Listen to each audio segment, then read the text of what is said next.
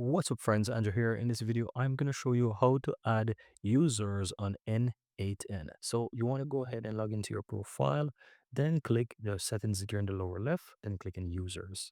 From here, you can invite users to your projects. And so you can go ahead and click an invite from here, then enter their email address. Then you can choose if they will be a member or just a chat user or an admin. You can choose these options and then you'll be able to send. So if I just type, for example, Drew111 at Gmail as an example, you will see that it now gives me the option to invite the user right here, and I can just click an invite and add the person, right?